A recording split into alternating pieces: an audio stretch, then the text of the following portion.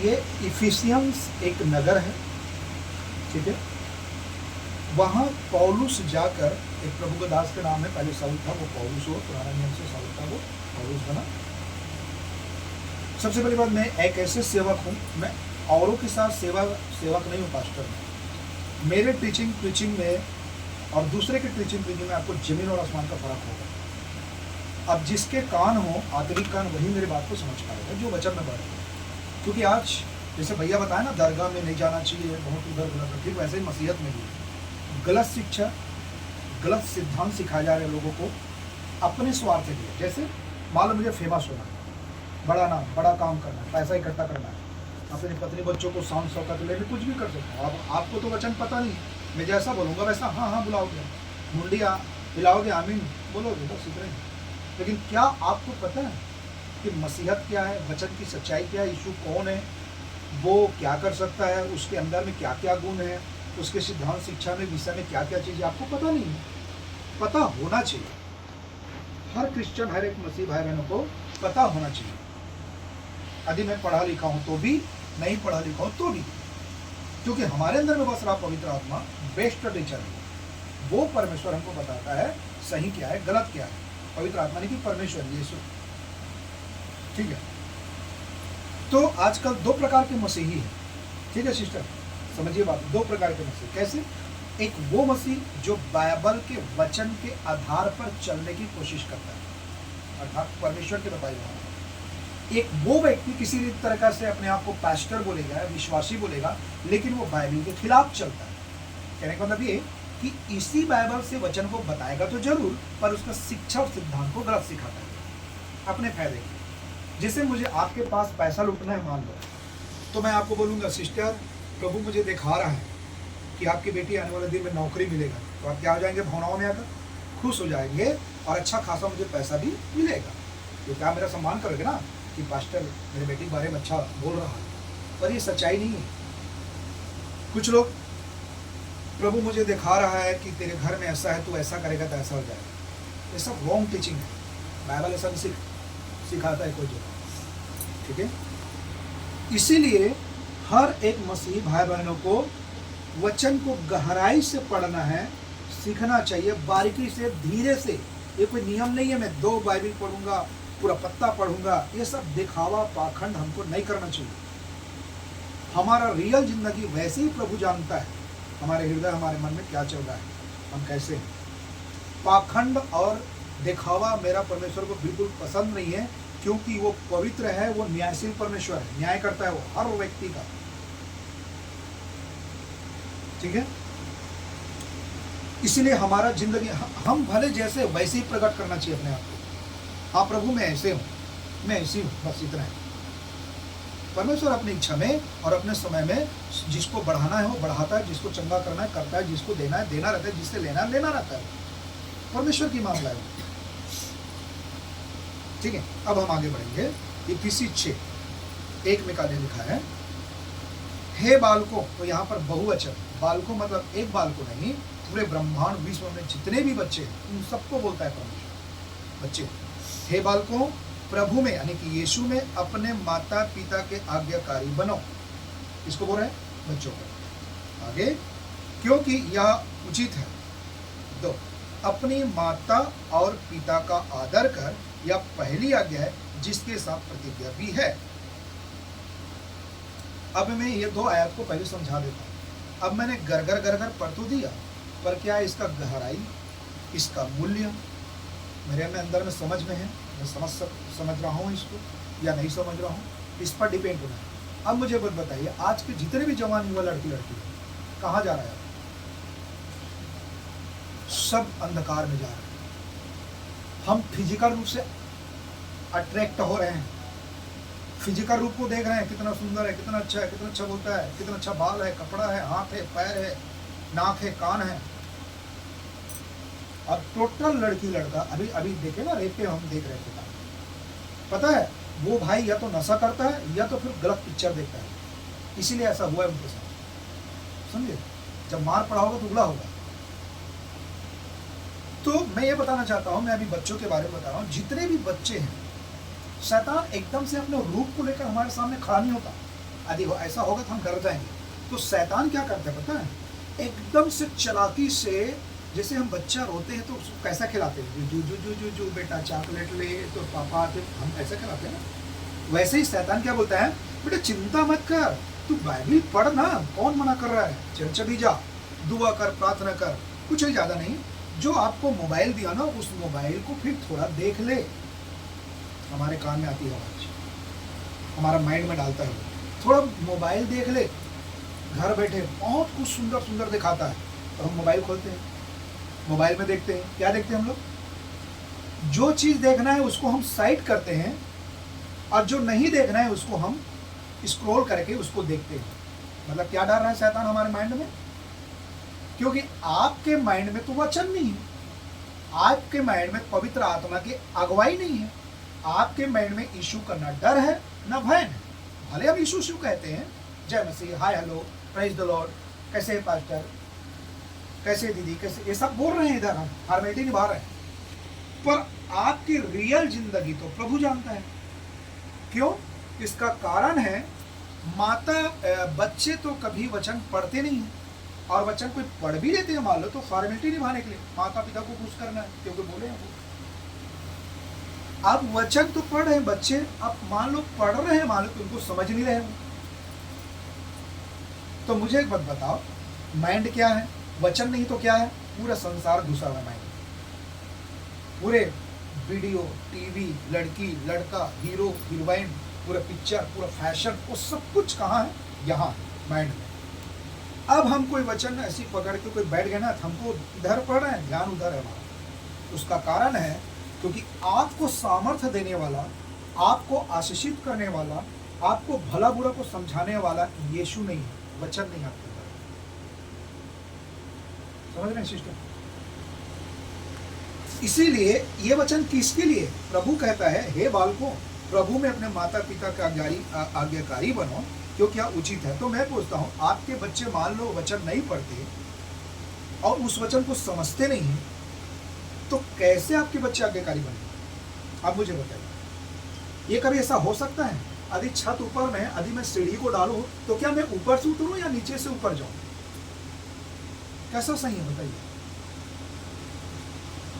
तो दूसरी बात, उसको काउंसलिंग करने वाला नहीं बच्चे को। तीसरा कमजोरी क्या है हमारा? माता पिता बोलते बेटा प्रार्थना किया, आपने खुद प्रार्थना किया पहले बच्चों के सामने? नहीं किए। आपने बाइबल पढ़ा बच्चों के सामने? नहीं किए। तो किस अधिकार पे हमने बोला कि बेटा बाइबल पढ़ो, प्रार्थना करो? आपका हक ही नहीं बनता बोलने के। ये रॉन्ग टीचिंग।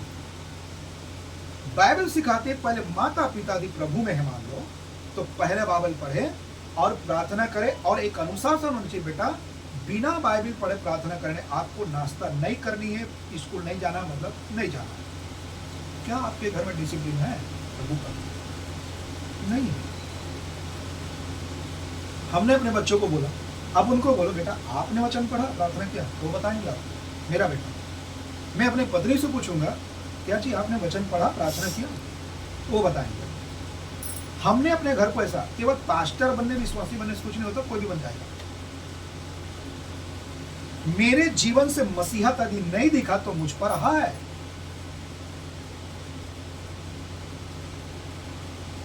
तो यहां पर आज्ञाकारी बच्चा वही बन सकते हैं जो वचन में है और प्रार्थना करता। नहीं तो इस संसार के शहंशाह सरदार शैतान ऐसे ऐसी चीज को लेकर आपके सामने पेश होगा, जैसे फैशन, मोबाइल, टीवी, लड़का लड़की, नशा, कुछ अमोद प्रमोद, कुछ ऐसा मौज मस्ती।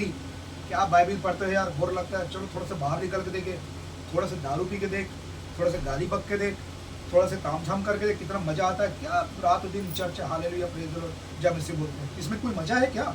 ऐसा बोलेगा शैतान आपको, इसमें कोई मजा है? छोड़ो ये सब फालतू बकवास, चलो थोड़ा से निकल कर देखो मार्केट में, कितना अच्छा लगता है। सहेली के साथ घूम के देखो, दोस्तों के साथ घूम के देखो, कितना एंजॉय करने मिलता है, कितना अच्छा लगता है। ऐसा बोलेगा। अब आपके अंदर में वचन की यदि सामर्थ्य है, तो भला और बुरा को पहचान कर अपने आप को बचा लोगे आप। और जिसको वचन का ज्ञान नहीं है, वो तो चुंबक जैसा जाके चिपक जाए। क्यों? क्योंकि आपके अंदर में ना वचन का ज्ञान है, ना पवित्र आत्मा अगुवाई है। कितने ऐसे मसीही परिवार टूट गए आज, कितने सुसाइड कर लिए, कितने जहर खाक मर गए, कितने लोग घर छोड़ के भाग गए, कितने पति पत्नी में तलाक हो गए, बच्चे छोड़ गए, माइंड ब्रेस वाश हो गया। और ऐसा पास्टर लोग शिक्षा देगा नहीं, क्यों? उनके चर्चा खाली हो जाएगा, उनको भेड़ दसमान कहां से आएगा, उनका तो रोजी रोटी खत्म। लेकिन हम क्या करते हैं पता है, हम पति पत्नी हस्बैंड हम खुद काम करते हैं पूरी कबाड़ी जैसा, और अपने परिवार की मैनेज करते हैं, और पैसों से हम प्रभु की सेवा करते हैं, ताकि हमको कोई किसी पर लालच ना हो, यदि प्रभु की इच्छा में है तो ऐसा सेवा करते हैं, निस्वार्थ सेवा। और यही चाहता है बाबा। अब नीचे में क्या लिखा है, अपनी माता पिता का आदर कर, यह पहली आज्ञा है जिसके साथ प्रतिज्ञा है। ये पुराना नियम में भी है, निर्गमन की किताब में। तो हमको माता पिता का, मैं बोला ना, आदर हम तब करेंगे जब हमारे अंदर में प्रभु का क्या होगा, डर और भय, प्रभु की वचन की शिक्षा, पवित्र आत्मा की आवाज, उनकी अगुवाई, मार्गदर्शन, काउंसलिंग, तभी हम माता पिता का आदर कर पाएंगे, सम्मान कर पाएंगे, वो बच्चे कर पाएंगे। क्योंकि वो बच्चे के अंदर में गलत, सही और गलत को समझाने के लिए उसके अंदर में वचन की ज्ञान है, पवित्र आत्मा है, और एक अच्छा प्रभु के दास दासी भी हो सकता है। पर मैं छत्तीसगढ़ में यदि बात करूं, भारत छत्तीसगढ़ में, तो 100 में केवल 25 लोग ऐसे होंगे जो इस प्रकार की शिक्षा देते हो। 75% इंडिया दुष्ट आत्माओं की शिक्षा में चल रहा है चर्च। अभी ऐसे ऐसे बात बोलूंगा तो आपके अंदर खलबली मच जाएगा, बोलेगा मैं इतना दिन तक क्या कर रहा हूँ, टाइम पास हो रहा है, ऐसा लगेगा, क्योंकि आपको बताया ही नहीं गया, सिखाया नहीं गया, सब चिकनी चुपड़ी बातें। जैसा हम इसमें पेंट पर पेंट डालेंगे तो क्या छाड़ेगा, पेबड़ी, बस वैसे ही हो रहा है आजकल। लेकिन हम क्या करते हैं, उसको पूरा उखाड़ते हैं, उखाड़ने के बाद फिर नया पेंट चढ़ाते हैं, वो ज्यादा दिन टिकता है, हम वो करते हैं। और इसलिए हमारे पास ज्यादा पास्टर और विश्वासी लोग नहीं आते, क्योंकि उनका पोल पट्टी खुल जाए। दूसरी बात 3 पद में लिखे कि तेरा भला हो और तू धरती पर बहुत दिन तक जीवित रहे। परमेश्वर का आशीर्वाद है हर वो मनुष्य के लिए जो अपने जीवन में यीशु को मुक्तिदाता के रूप में ग्रहण किया। प्रभु मैं एक पापी हूँ, मुझे तेरी जरूरत है, मैं तेरा क्रॉस पर बलिदान को स्वीकार करता हूँ, क्योंकि मैं अपने बुद्धि से, ताकत से, अपने घमंड से, जैसा भी सब आजमा चुका, फिर भी मेरे जीवन में शून्यपना है, शांति नहीं है, आनंद नहीं है, मुझे जीने की इच्छा नहीं होता, अब ये संसार से उग गया हूँ। लेकिन प्रभु मैं तुझ पर विश्वास करता हूँ, कृपया मुझ पर अनुग्रह कर। ऐसे व्यक्ति का उद्धार होता है, ऐसे व्यक्ति उसके बताए हुए मार्ग में चल सकता है। तो प्रभु का आशीर्वाद है। अब चौथा क्या लिखा है, हे बच्चे वालों अपने बच्चों को रिस ना दिलाओ। यदि आप माता पिता हो, अभी आपके बच्चे इधर बैठा है, छोटा बच्चा तो सो रहा है, ठीक है सिस्टर ब्रदर, तो मैं बताऊँ, अब ये जवान बेटी, ठीक है, अभी जवान बेटी आपको अचानक बोलते हैं मम्मी मुझे 500 की जरूरत है, क्या बोलेंगे? वो बोलेगा मम्मी मुझे 500 की जरूरत है, तो आप क्या करेंगे उसके साथ? डायरेक्ट पेटी में जाएंगे और तिजोरी से निकाल के देंगे? क्या बोलेगा? पूछेंगे ना।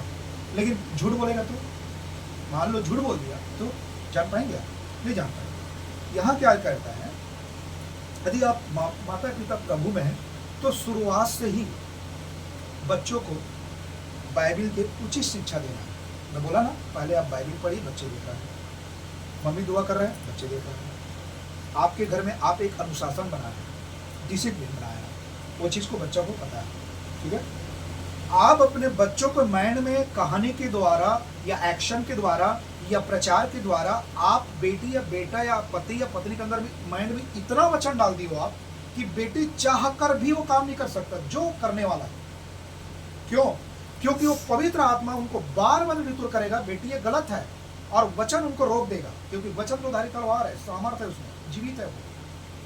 तो इतना समय उसके अंदर में भला और बुरा दोनों का ज्ञान है, पर वो क्या करेगा, बुरा को वो ना बोलेगा और भला को हाँ बोलना सीख जाएगा बच्चा। क्यों?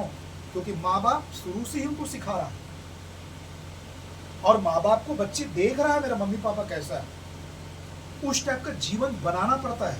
ऐसा नहीं कि यीशु यीशु बोलो प्रार्थना, कुछ नहीं होने वाला है, टाइम पास पल्लीग्राम है। अभी मेरा बच्चा इधर बैठा हुआ, उनको पता है मेरा मम्मी पापा कैसा है। तो यहां पर बच्चों को पहले प्यार करना है, बच्चों के साथ समय बिताना है, बच्चों को मानसिकता को समझना है कि मेरी बेटी क्या चाहता है, मेरे बेटा क्या चाहता है, मेरे पति पत्नी क्या चाहता है, पहले समझिए। प्रभु ने समझ दिया हमको। याकूब 1:5 पढ़ना, यदि हमारे पास बुद्धि की कमी घटी, घर नहीं चला पा रहे हैं, पति पत्नी नहीं चला पा रहे हैं, हमें कोई चीज की तकलीफ है, तो यीशु से बुद्धि मांगे, प्रभु इस पापी दुनिया में बेहतर जीवन जीने के लिए मुझे कृपया बुद्धि दे। तो प्रभु बुद्धि देगा।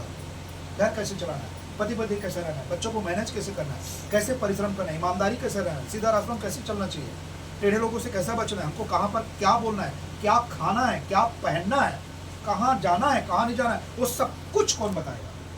आपका पिता, स्वर्गीय पिता बताएगा। तो होता क्या है, बच्चों को रिश्वत दिलाओ।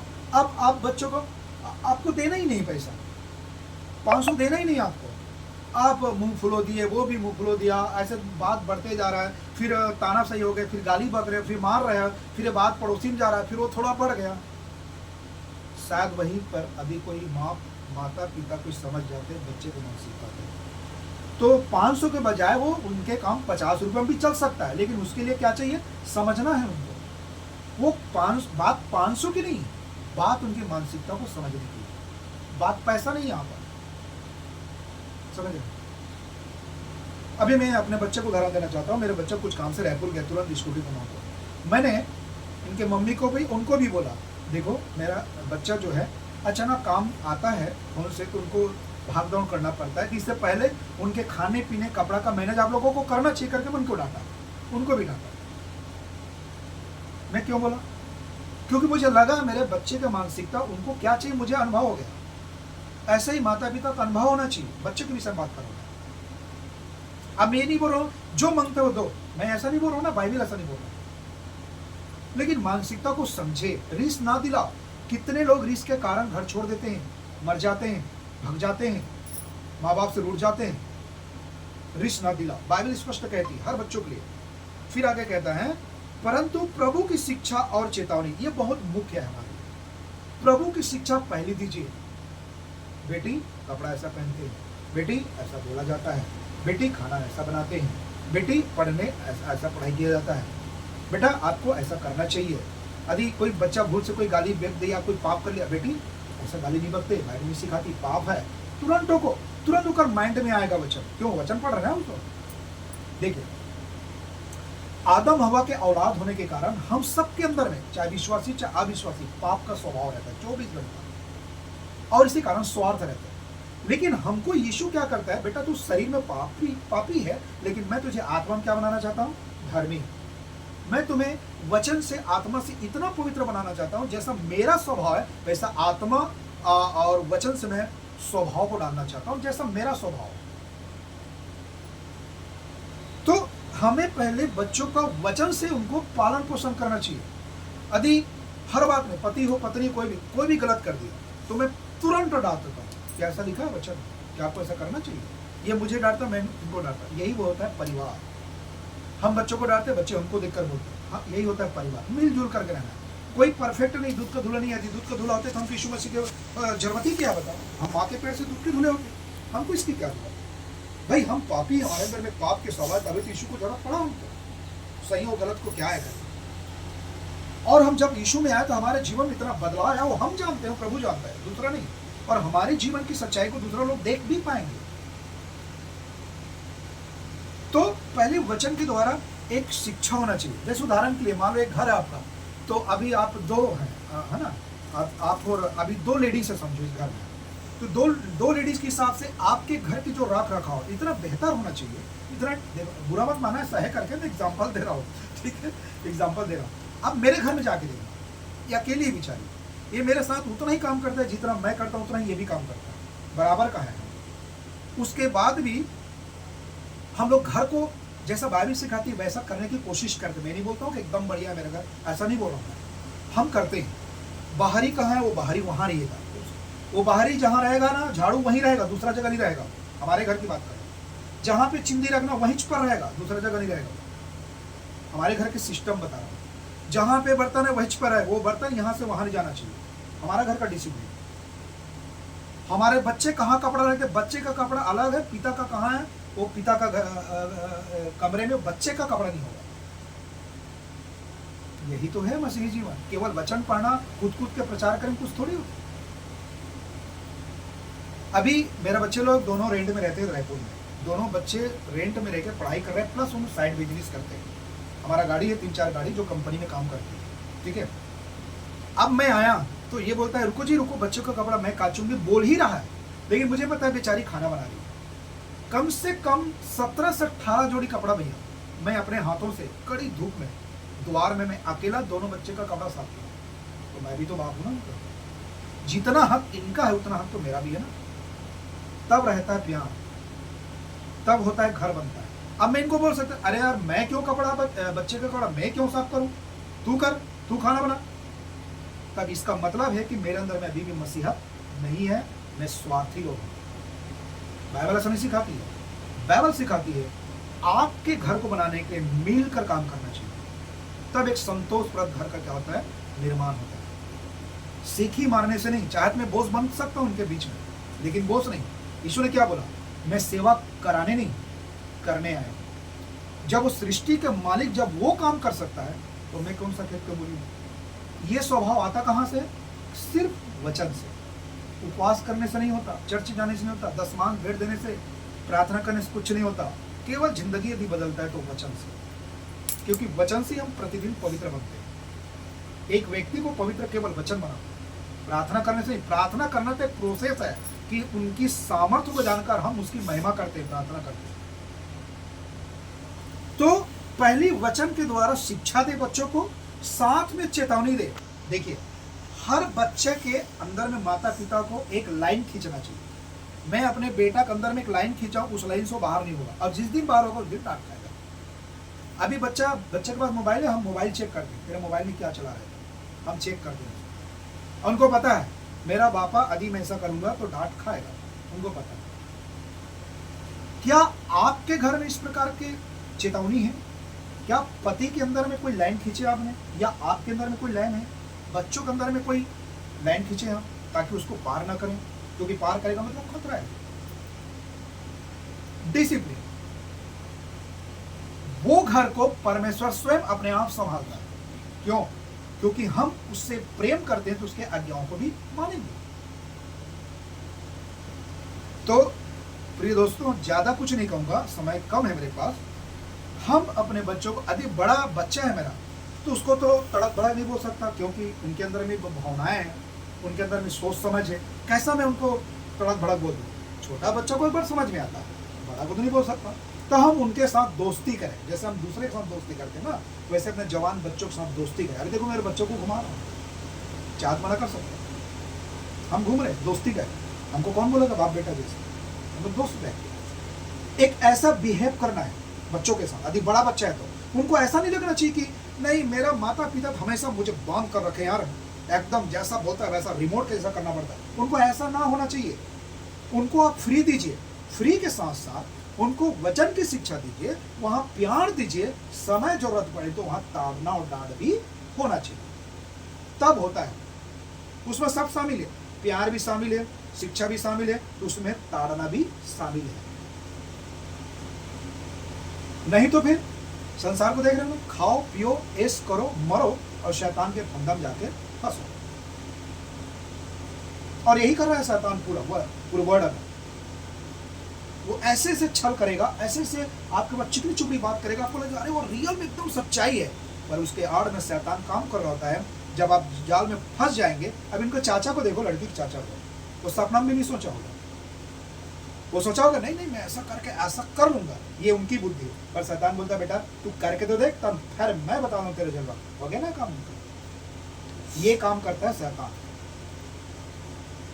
एक सहारा है, गलत पिक्चर देखना, नशा करना, उनके द्वारा करवाता है।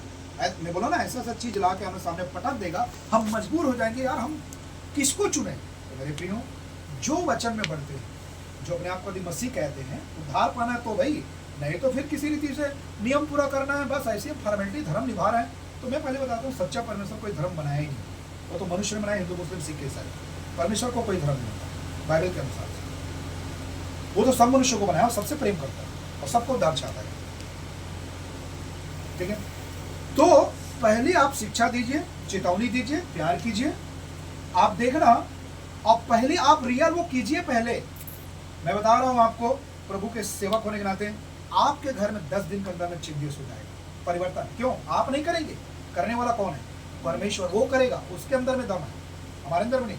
हम तो केवल वो बोल रहा है तो उसको हम कर रहे हैं, बस इतना ही। इसमें सारी चीज का प्रश्न पूछता है, हर चीज का। इसलिए उसका समय बोला क्या विषय है दीदी बताइए। तो जो मैं बोल रहा हूं ना, यहाँ केवल मैं बोल नहीं रहा हूं, मेरे पीठ पीछे मेरे पत्नी बच्चों से बोलिए कि ये पास्टर घर में कैसा बिहेव करता है, वो बता देंगे। आप हमारे घर में, छोटा सा घर है, गांव में रहते हैं हम लोग, देहाती लोग हैं हम लोग।